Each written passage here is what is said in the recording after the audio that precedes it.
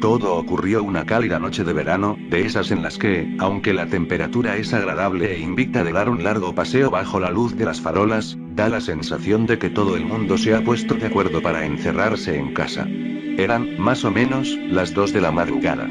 Había pasado varias horas vagueando ante el ordenador, así que decidí que era momento de estirar los músculos haciendo algo de ejercicio, bajando a la calle para tirar la basura y fumar un cigarro, por ejemplo. Me calcé unas zapatillas de deporte, me dirigí a la cocina, saqué la bolsa del cubo y le hice un par de nudos. Tras cerciorarme de que no olvidaba llaves, mechero ni tabaco, cerré la puerta del piso y me dirigí escaleras abajo. Habría podido elegir tomar el ascensor, pero, teniendo en cuenta que a esos cacharros les suele dar por pararse de golpe, habría sido un error quedarme encerrado dentro con la única compañía de una maloliente bolsa de basura.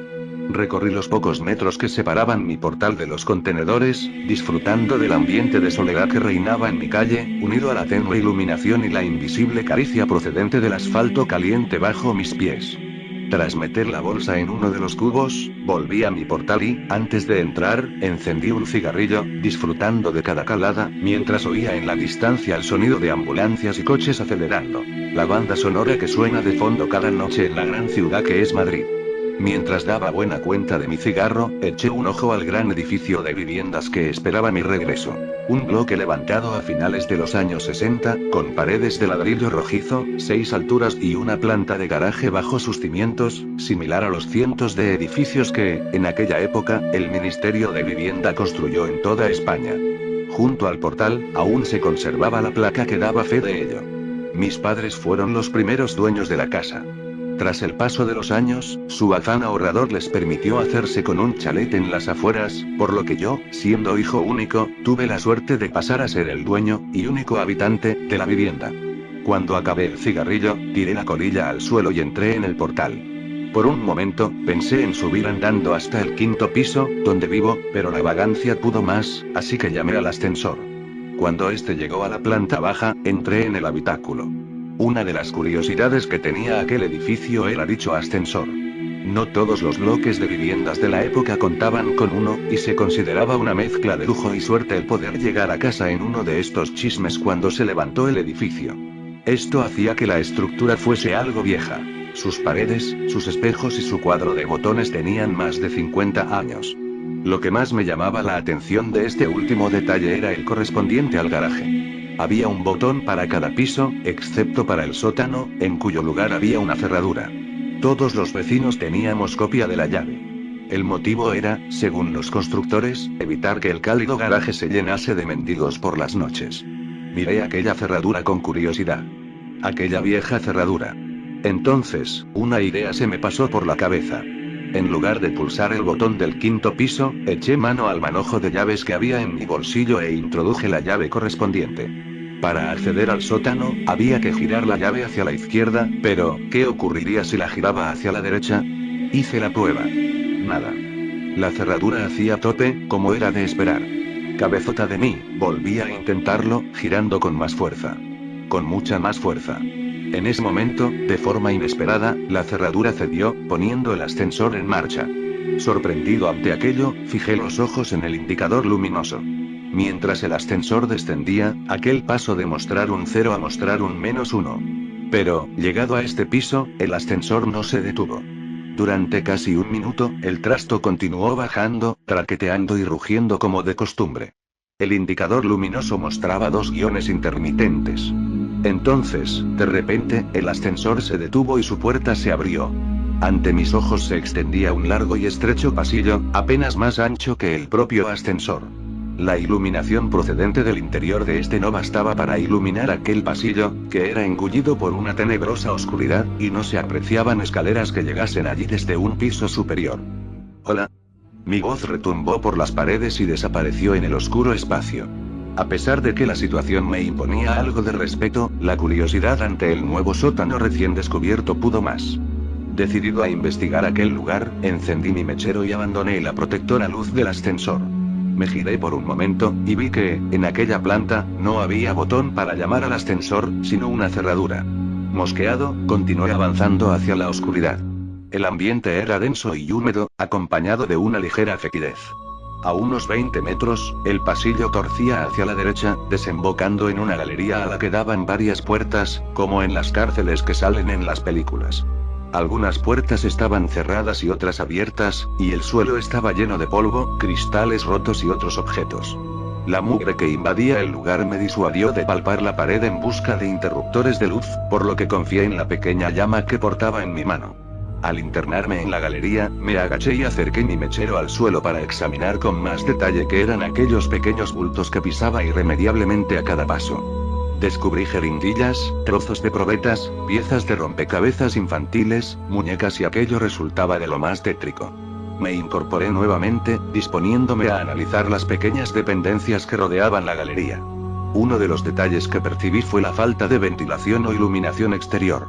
Aunque era noche cerrada, no había rastro de salidas al exterior por las que se colase la luz de las farolas, ni ninguna corriente de aire que hiciese vibrar a la llama de mi mechero. Aquel era un lugar completamente cerrado, y a saber a cuántos metros bajo tierra me encontraba en aquel momento. Recorrí varias de las salitas, y vi que todas tenían elementos en común: pequeños, anticuados y oxidados camastros, mesitas y sillas. Y material médico. El lugar estaba infestado de gasas, correas, pastillas desperdigadas por el suelo y aquello parecía un hospital en miniatura. Un hospital antiguo y fantasmagórico, detenido en una época pasada, en el que la acumulación de polvo es el único indicador del paso del tiempo. Aún me arrepiento de entrar en una de aquellas dependencias. La luz del mechero mostraba, sobre el mugriento colchón, un bulto del tamaño de un ser humano, envuelto en ropa de hospital. Me acerqué sigilosamente, temiendo a lo peor, y arrimé el mechero al gran objeto. El aumento de luz mostró una escena horripilante. Rodeado de heces y manchas de orina, se mostraba ante mí un cadáver humano en posición fetal que me daba la espalda. El hedor era insoportable. Reprimí una arcada mientras permanecía en cuclillas, ante aquella dantesca escena. De repente, el terror invadió mi cuerpo. Aquel cuerpo se giró de forma brusca y, lo que en principio había clasificado como humano, mostró ser algo diferente, indefinido e indescriptible. El cuerpo de aquel ser estaba cubierto de llagas y heridas. En lugar manos y pies, sus extremidades se encontraban rematadas por muñones violáceos, y extrañas deformidades y bultos recorrían su tronco, dándole un aspecto monstruoso. Pero lo peor era su rostro. Sus ojos, grandes e inyectados en sangre, estaban protegidos por unos párpados abultados y sin pestañas. En lugar de pelo, su cabeza poseía infinidad de cicatrices y grapas que partían desde sus pobladas cejas y sienes y se perdían hacia su nuca. Sus orejas, irregulares y enormes, no mostraban pliegue alguno, tocando al ser de un aspecto simiesco. Tampoco poseía nariz, y de sus orificios nasales surgían 2 hilos de sangre reseca. Rematando aquel cuadro tan desagradable, se encontraba su boca. Un orificio de comisuras agrietadas, sin labios, de cuyo interior carente de dientes y lengua, provenía el peor olor a podrido que he percibido en mi vida. Sus ojos se fijaron en los míos, y de su garganta surgió un bramido gutural, ronco y a la vez potente. Grité. Grité con todas mis fuerzas y mi voz se entremezcló con la del monstruo. Teniendo en cuenta la postura en la que me encontraba, caí de espaldas sobre el mugriento suelo, y el mechero se escapó de mi mano, dejando el lugar en la más absoluta oscuridad. Mientras palpaba el suelo en busca del mechero, oí cómo crujían los muelles del colchón y, antes de que pudiese reaccionar, aquel despojo se me echó encima, lanzando una vez más su aterrador alarido. Sentí su aliento contra mi rostro, mientras apestosa saliva caía sobre mi frente, y un escalofrío me recorría de arriba a abajo. Cejé en mi empeño de hacerme con el mechero y pataleé con todas mis fuerzas, tratando de zafarme del horripilante ser. Me arrastré unos metros hacia atrás, me levanté y salí de la estancia, a oscuras, tratando de recordar la disposición de aquella planta, temiendo tropezar o dar de bruces con alguna de las paredes. Mientras huía en dirección al ascensor, pude oír cómo aquello se arrastraba entre los cristales rotos del suelo, siguiendo mis pasos. Llegué al pasillo y sentí que volvía a la vida cuando me invadió la luz encendida del ascensor abierto. Entré, pulsé el botón del 5.º piso y, lleno de impaciencia y pavor, esperé a que la puerta se cerrase y el ascensor se pusiese en marcha. Sin embargo, el aparato no obedecía mis órdenes. Aunque el botón del 5.º piso estaba encendido, la puerta no se cerraba. Y el crujir de cristales se oía cada vez más cerca. Me di media vuelta. Ante mí, el pasillo se extendía una vez más, engullendo la luz del ascensor. Sin embargo, ahora no sentía curiosidad ante aquella escena. Sentía verdadero horror. Quería huir de allí. Y el ascensor no se movía. De repente, se hizo el silencio. Estaba tan aterrorizado que todos mis músculos se agarrotaron. En ese momento, el ser surgió del pasillo oscuro, arrastrándose con una velocidad y una pericia insólitas. Venía hacia mí, mientras gruñía, jadeaba y chillaba como ninguna criatura conocida. Apreté repetidamente el botón del 5.º piso, con pulso tembloroso, mientras el miedo me hacía llorar y la criatura se aproximaba rápidamente. Cuando estaba a punto de entrar en el ascensor, agité mi pierna ante él, lo que le hizo retroceder atemorizado, sin que apartase la vista de mis ojos en ningún momento. En ese instante, las puertas se cerraron y el ascensor comenzó su ascenso. Fijé la vista en el indicador luminoso. Los dos guiones parpadeantes dieron paso a un -1, luego a un 0, un 1, etc. Algo más calmado, me miré en el espejo y fui consciente de mi aspecto. Mi rostro estaba cubierto de una mezcla de baba y mucosa sanguinolenta, mezclada con mis propias lágrimas. Cuando quise pasar el dorso de la mano por mi frente, descubrí que mis ensangrentadas palmas estaban llenas de cristales rotos, y comencé a sentir su dolor. Minutos antes, en aquel segundo sótano, el miedo no me había permitido ser consciente de cómo se habían clavado en mi piel. Llegué a casa y entré corriendo al baño. Los recientes recuerdos de todo lo que había ocurrido allí abajo se agolparon en mi mente, y no pude evitar arrodillarme ante el váter y vomitar la cena. Me di una ducha más larga de lo habitual, aún invadido por el asco, curé las heridas de mis manos, y esperé a que llegase el día, incapaz de dormir. A la mañana siguiente, cuando la luz del día se llevó todos mis miedos, llamé a un amigo que vivía en uno de los edificios cercanos. Dicho edificio era similar al mío. Construido en la misma época, con la misma planta, y con un ascensor exactamente similar. Tras contarle la historia y soportar sus burlas, me aseguró que haría la prueba en su ascensor, y que me llamaría para contarme qué había ocurrido en su caso. Esperé su llamada intranquilo y, a los pocos minutos, sonó el teléfono. Era él, y su voz sonaba entrecortada y temblorosa. Bajo su casa también había un segundo sótano, húmedo y maloliente. Sin embargo, él no se había atrevido a adentrarse, y no tenía intención de hacerlo. No pienso volver a coger ese ascensor en mi puta vida. Eso fue lo que me dijo. Y la verdad es que su opinión coincidía al 100% con la mía. A pesar de nuestros temores, nos decidimos a investigar sobre el asunto. Así, dimos con el que fue por aquel entonces presidente de la constructora encargada de levantar los edificios. Hoy en día un ajado anciano con un pie en el cementerio. Tras varias reticencias, nos explicó el porqué de aquellos sótanos secretos.